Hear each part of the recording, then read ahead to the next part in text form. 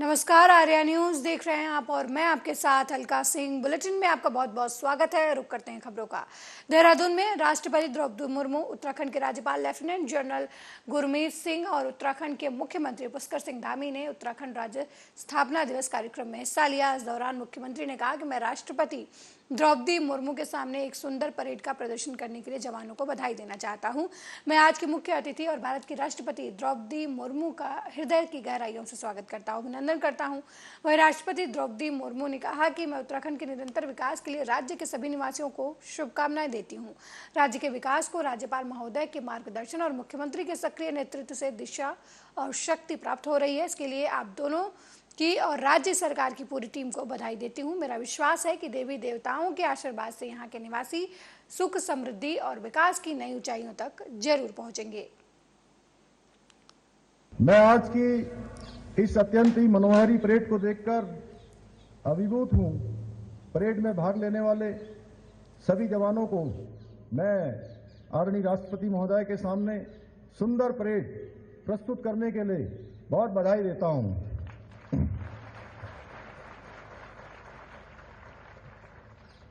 आज के इस शुभ अवसर पर मैं पूर्व प्रधानमंत्री भारत रत्न परम श्रद्धेय स्वर्गीय श्री अटल बिहारी वाजपेयी जी का भी स्मरण करना चाहता हूं, जिनके प्रधानमंत्रित्व कार्यकाल में उत्तराखंड राज्य का स्वप्न साकार हुआ था। भाइयों बहनों, यह हमारा कर्तव्य है कि स्वर्गीय अटल जी द्वारा पुष्पित और पल्लवित इस युवा उत्तराखंड को देश का श्रेष्ठ राज्य बनाने के लिए पूरी निष्ठा के साथ हम सब अपने प्रयासों को आगे बढ़ाएं। मैं आज की परेड की मुख्य अतिथि और देश की प्रथम नागरिक आदरणीय राष्ट्रपति श्रीमती द्रौपदी मुर्मू जी का हृदय की गहराइयों से देवभूमि आगमन पर हार्दिक स्वागत एवं अभिनंदन करता हूं। उत्तराखंड के निरंतर विकास के लिए राज्यों की सभी निवासियों को शुभकामनाएं देती। राज्यों के विकास को राज्यपाल महोदय के मार्गदर्शन और आदरणीय मुख्यमंत्री जी के सक्रिय नेतृत्व से दिशा और शक्ति प्राप्त हो रही है। इसके लिए मैं आप दोनों की तथा राज्य सरकार की पूरी टीम को बहुत बहुत बधाई देता हूं। मेरा विश्वास है कि देवी देवताओं के विशेष आशीर्वाद से समृद्ध इस पावन भूमि के निवासीगण सुख, समृद्धि और विकास की नई ऊंचाई तक अवश्य पहुंचेंगे। राज्य स्थापना दिवस के आप सबको एक बार फिर बहुत बहुत।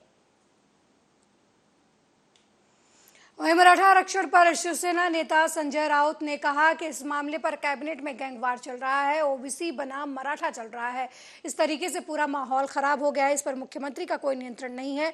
शंभुराज देसाई हो या फिर छगन भुजबल, इस राज्य में ऐसी स्थिति कभी नहीं आई थी। ये चल रही है, उसका ऊपर कोई बोल नहीं रहा है। प्रधानमंत्री मोदी जी जो 5 राज्यों के चुनाव में प्रचार कर रहे हैं, अमित शाह जी गृह मंत्री 5 राज्यों में घूम फिर रहे हैं, मणिपुर और कश्मीर पर बोल रहे हैं क्या दर दिन वहाँ हत्या हिंसा हो रही है। दूसरों को ज्ञान बांटकर फिर रहे हैं ना।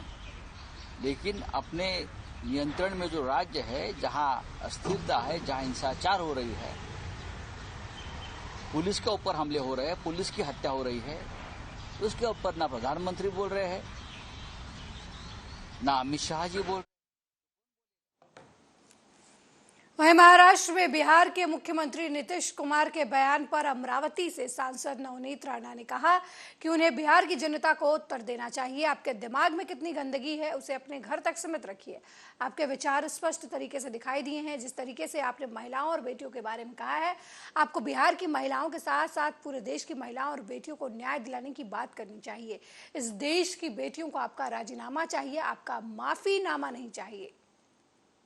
जो नीतीश कुमार जी ने जी बोलने के लिए भी मुझे शब्द नहीं निकल रहे हैं कि एक मुख्यमंत्री एक प्रदेश के अगर इस तरीके से विधान भवन में इस तरीके से विधान करते हैं तो मुझे लगता है वो बिहार की जनता ने उन्हें उत्तर देना चाहिए। और देश की जितनी महिलाएं, बेटी जिन्होंने भी आज नीतीश कुमार का ये बयान सुना है और विधान भवन में इस तरीके से आपके दिमाग में कितनी गंदगी है वो आपके घर तक सीमित रखिए नीतीश कुमार जी।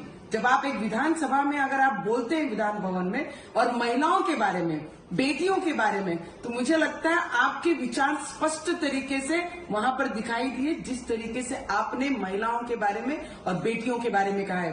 तो मुझे लगता है आपने बिहार की जनता के साथ साथ पूरे देश की महिलाओं को और बेटियों को न्याय देने की बात करनी चाहिए, ना कि इस तरीके के जो विधान आपने किए उसके लिए आज आपने राजीनामा देना चाहिए। माफीनामा नहीं, हम बेटियों को इस देश की आपका राजीनामा चाहिए, क्योंकि इस तरीके के विचारधाराओं की मुख्यमंत्री अगर कोई प्रदेश में होंगे तो हमारे देश की संस्कृति और हमारी महिलाओं पे दाग लगाने वाला व्यक्ति ये होगा।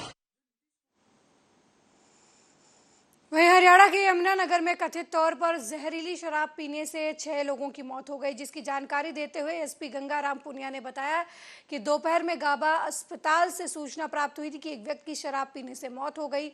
सूचना मिलने के बाद टीम वहां पहुंची और संबंधित डॉक्टर और परिजनों से बात की। इस मामले में कुछ आरोपियों की पहचान कर ली गई है और कुछ को हिरासत में ले लिया गया है, पूछताछ की जा रही है। मिली जानकारी के मुताबिक एक शख्स की अस्पताल में मौत हो गई और 2 लोग अस्पताल में भर्ती हैं। इसके अलावा 5 लोग संदिग्ध हैं। इस मामले को लेकर कई जगहों पर छापेमारी की जा रही है, कई अहम सबूत भी मिले हैं। देखिए, आज दोपहर बाद में हमें एक गाबा हॉस्पिटल से इन्फॉर्मेशन प्राप्त हुई थी कि एक व्यक्ति की मृत्यु हो गई है और जो प्रथम दृष्टया शराब पीने की वजह से संदिग्ध परिस्थिति में मृत्यु हुई है। इस सूचना पर टीम वहां पर पहुंची थी और वहां पर कंसर्न डॉक्टर से भी बात हुई और परिजनों से भी बात हुई।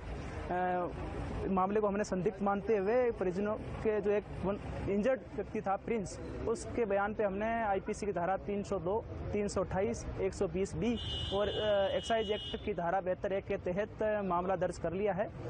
इस मामले में कुछ आरोपियों की पहचान हो गई है और कुछ व्यक्ति हमने हिरासत में लिए हैं जिनसे पूछताछ की जा रही है। इस मामले में अभी तक अहम तथ्य हमें जांच के दौरान हासिल हुए हैं जिनका सत्यापन किया जा रहा है। देखिए, अभी तक जो हमें सूचना मिली थी उसके अनुसार एक व्यक्ति जिसकी अस्पताल में मृत्यु हुई है, साथ ही 2 इंजर्ड व्यक्ति हॉस्पिटल में दाखिल हैं। इसके अलावा गांव में कुछ और व्यक्तियों की जो 5 संख्या बताई जा रही है उनकी भी संदिग्ध परिस्थिति में मृत्यु हुई है, लेकिन इनका ना पुलिस को सूचना दी गई और ना ही पोस्टमार्टम करवाया गया था। लेकिन फिर भी पुलिस क्योंकि संदिग्ध परिस्थिति में मृत्यु हुई है तो इस मामले के साथ जोड़ करके हम जांच कर रहे हैं। इसमें सर जो शराब थी किसी कंपनी की थी या अवैध या 2 नंबर में कैसी? देखिए, हमने इस संबंध में काफ़ी जगह छापेमारी की है और काफ़ी सारी महत्वपूर्ण साक्ष्य भी हासिल हुए हैं, लेकिन हम सारी डिटेल्स जो हैं उनको एग्जामिन कर रहे हैं और सबूतों को। वहीं अगली खबर अयोध्या से है, जहां फैजाबाद बार एसोसिएशन में संपन्न हुए चुनाव में पारसनाथ पांडे अध्यक्ष, केशवराम वर्मा उपाध्यक्ष, विपिन कुमार मिश्रा महामंत्री और मुन्ना सिंह कोषाध्यक्ष निर्वाचित हुए हैं। अध्यक्ष बनने के बाद पारसनाथ ने कहा कि अधिवक्ताओं का ऋण हमारे ऊपर है, ऋण में जरूर चुकाऊंगा। अधिवक्ताओं की समस्या होगी वो मेरी व्यक्तिगत समस्या होगी। अधिवक्ताओं की समस्याओं के निस्तारण के लिए वो हमेशा तत्पर रहेंगे। किसी भी अधिवक्ता की जो भी समस्याएं होंगी उसके निस्तारण के लिए जिला प्रशासन, पुलिस प्रशासन से संपर्क कर समस्याओं का निस्तारण किया जाएगा। आम जनता हमारे माननीय सम्मानित अधिवक्ता उनको वोट देकर जिताया है। मैं पूरा प्रयास करूंगा अपने सम्मानित अधिवक्ता का, जैसे उन्होंने सम्मान मेरा किया मैं भी उनका सम्मान उसी तरीके साल भर करूंगा।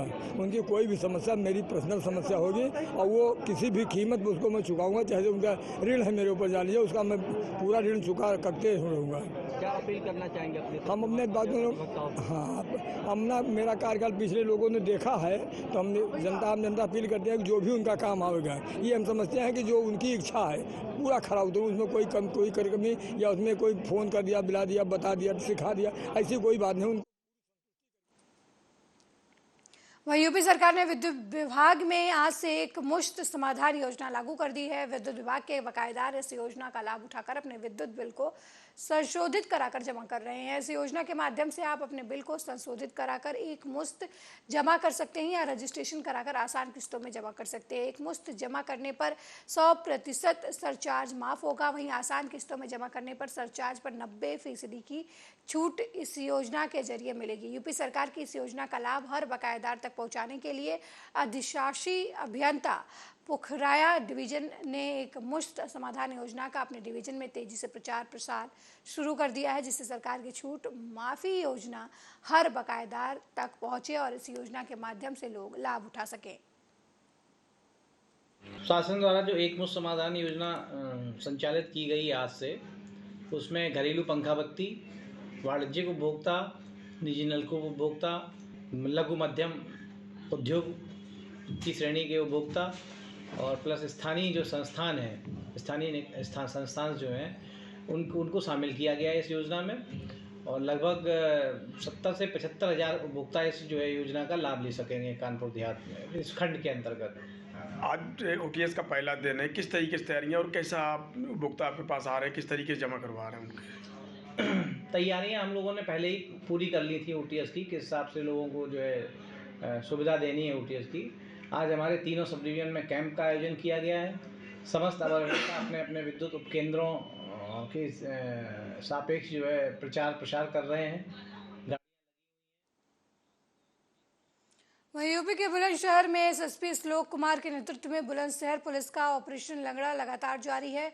कोतवाली सियाना पुलिस की बाइक सवार बदमाश से मुठभेड़ हुई है। क्रॉस फायरिंग में चोरी और लूट में वांछित बदमाश घायल हो गया, जिसके बाद पुलिस ने उसे गिरफ्तार कर लिया। पकड़े गए आरोपी पर चोरी डकैती के लगभग 1 दर्जन से ज्यादा मुकदमे दर्ज है।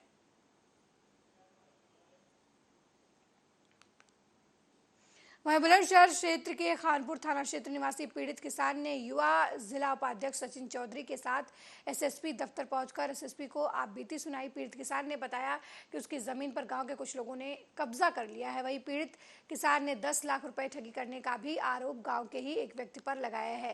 थाने पर सुनवाई न होने के बाद पीड़ित ने अपनी फरियाद किसान यूनियन के जिला उपाध्यक्ष सचिन चौधरी को बताया, जिसके बाद एसपी दफ्तर पहुंचे और साथ में एसएसपी को शिकायत पत्र देकर इंसाफ की गुहार लगाई है।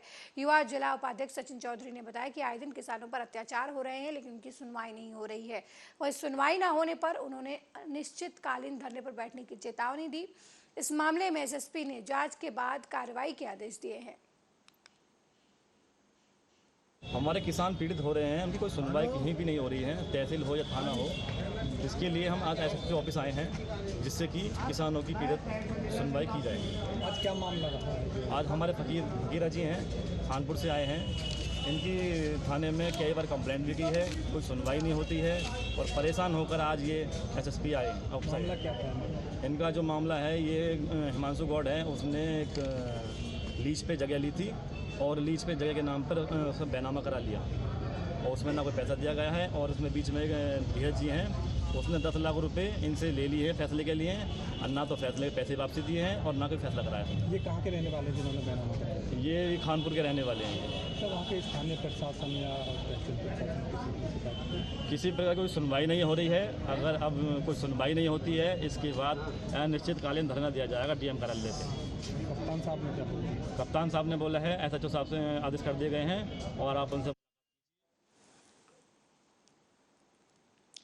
वहीं दिल्ली के 2 गुटों के बीच गैंगवार का एक मामला सामने आया है। सीमापुरी थाना क्षेत्र के नई सीमापुरी में रहने वाले बदमाशों के 2 गुटों में सोमवार को मारपीट हो गई। बात इतनी बढ़ गई कि दोनों गुटों के बीच देखते ही देखते लाठी डंडे चलने लगे और फायरिंग भी होने लगी। लड़ते झगड़ते बदमाश दिल्ली से सटे गाजियाबाद के शालीमार गार्डन क्षेत्र तक पहुंच गए।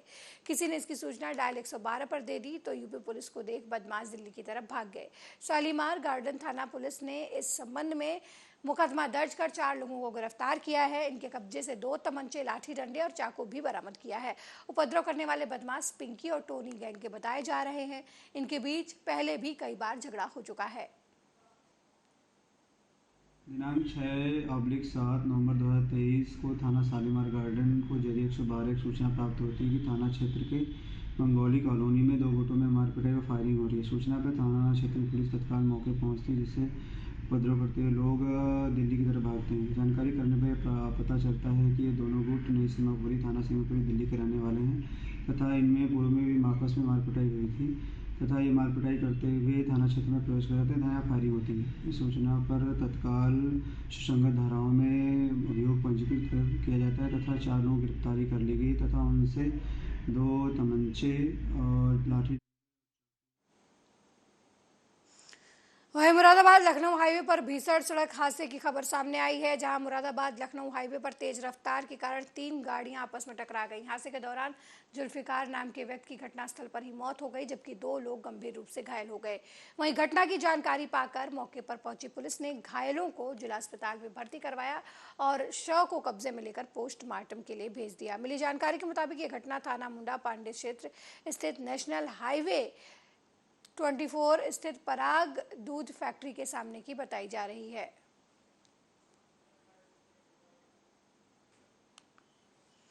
वहीं मुरादाबाद में रामपुर रोड पर पेड़ से टकराकर ट्रैवलर गाड़ी नाले में गिर गई। इस हादसे में ट्रैवलर में सवार लोग बाल बाल बच गए। हालांकि एक व्यक्ति को गंभीर चोटें आई हैं। मिली जानकारी के मुताबिक ये बस कश्मीर से रायबरेली की तरफ जा रही थी, तभी मुरादाबाद के थाना कटघर की चौकी काशीपुर तिराहे के पास नाले में गिर गई। घटना की सूचना पर पहुंची पुलिस ने घायल को जिला अस्पताल में भर्ती कराया, जहां उसकी हालत गंभीर बनी हुई है। बताइए अचानक कैसे क्या हुआ? कितने लोग थे गाड़ी में? शायद 15 लोग। 15 लोग गाड़ी में थे। अच्छा, तो कोई घायल हुआ है? ना, घायल कोई नहीं। मामूली चोटें आई हैं। वो हल्का सा कांच लग गया। वहीं मुरादाबाद के थाना कुद्रकी क्षेत्र में अलीगढ़ नेशनल हाईवे पर सड़क हादसे में युवक की मौत हो गई है। मिली जानकारी के मुताबिक तेज रफ्तार अज्ञात वाहन ने कार को जोरदार टक्कर मार दी, जिससे कार में सवार अतुल नाम का युवक गंभीर रूप से घायल हो गया, जिसकी अस्पताल ले जाते समय मौत हो गई। मृतक युवक खनूपुरा थाना बिलारी का रहने वाला बताया जा रहा है। वहीं घटना की जानकारी पाकर मौके पर पहुंची पुलिस ने शव को कब्जे में लेकर पोस्टमार्टम के लिए भेज दिया और अग्रिम कार्रवाई में जुट गई है।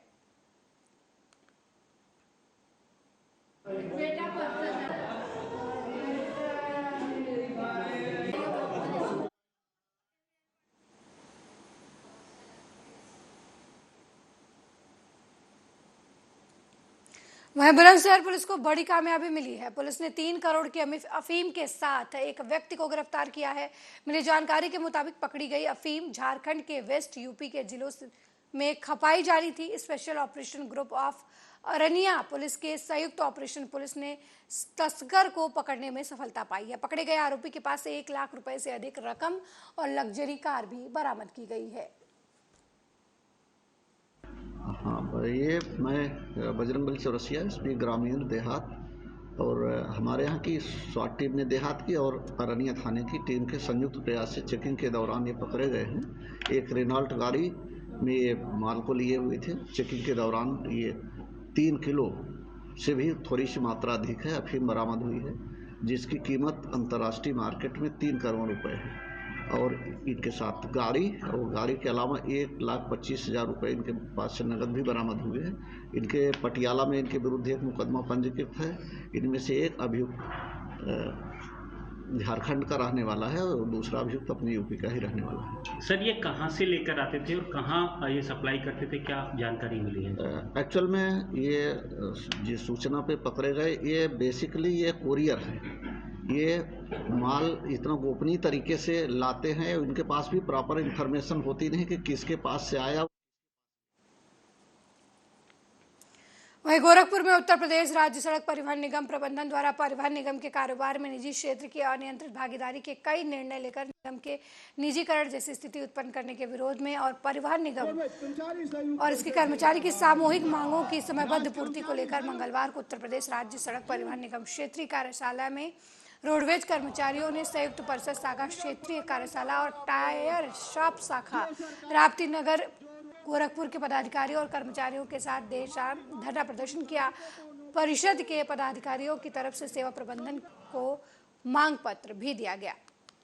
राज्य कर्मचारी संयुक्त परिषद जिंदाबाद, इंकलाब जिंदाबाद। आह्वान पर हम लोग मांगों को लेकर धरना प्रदर्शन कर रहे हैं और निगम प्रबंधन से मांग कर रहे हैं कि हम लोगों की जायज़ मांगे हैं उसे पूरी की जाए।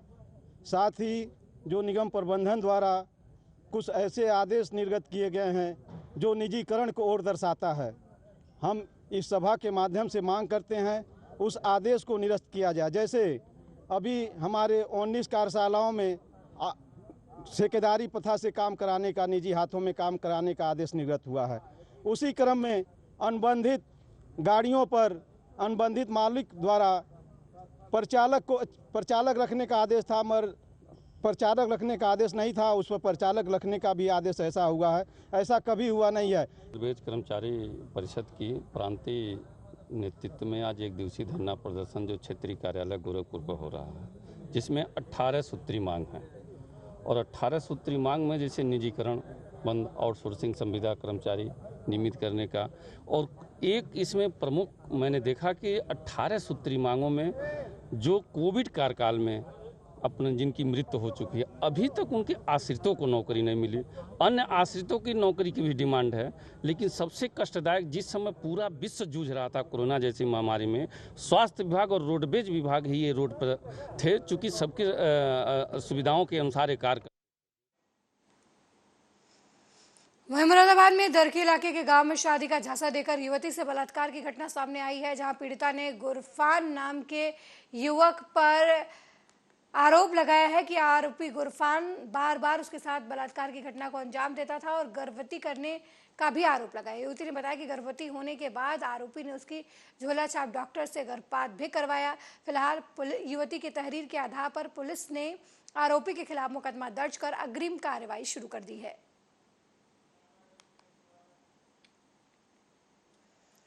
वहीं पन्ना के अजयगढ़ में उत्तर प्रदेश के मुख्यमंत्री योगी आदित्यनाथ की विशाल आम सभा हुई, जहां पर योगी आदित्यनाथ अपने अंदाज में कांग्रेस पर जमकर बरसते नजर आए। योगी आदित्यनाथ ने अजयगढ़ में हजारों की भीड़ को संबोधित करते हुए कहा कि राहुल गांधी केदारनाथ की यात्रा कर रहे हैं।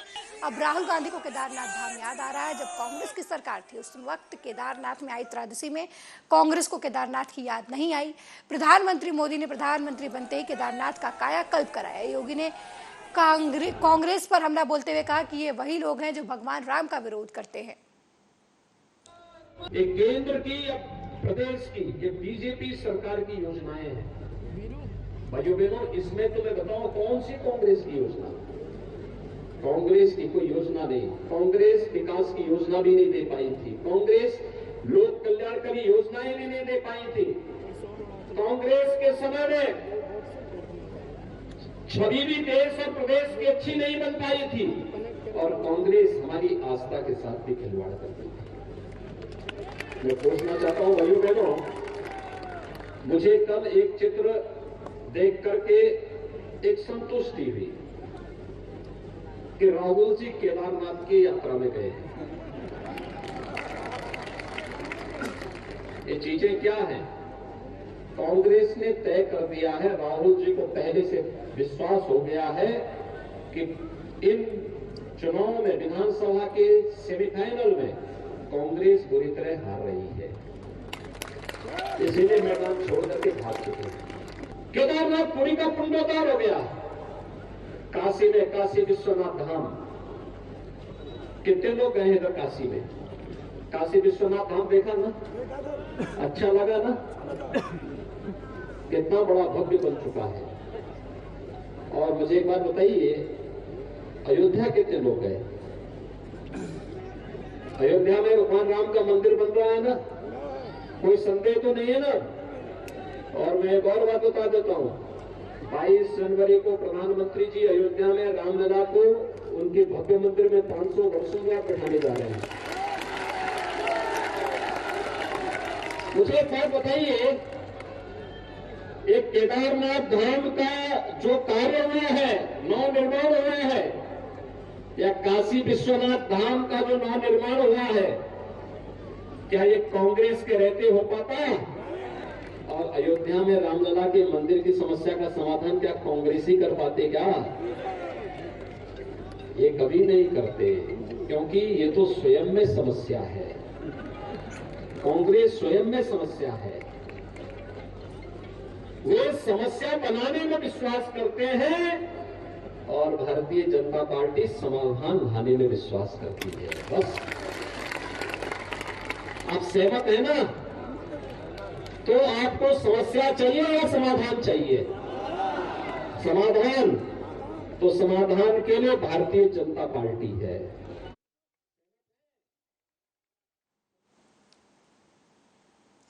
मेरे साथ इस बुलेटिन में फिलहाल इतना ही। देश दुनिया की तमाम खबरों को देखने के लिए देखते रहिए आर्या न्यूज। नमस्कार।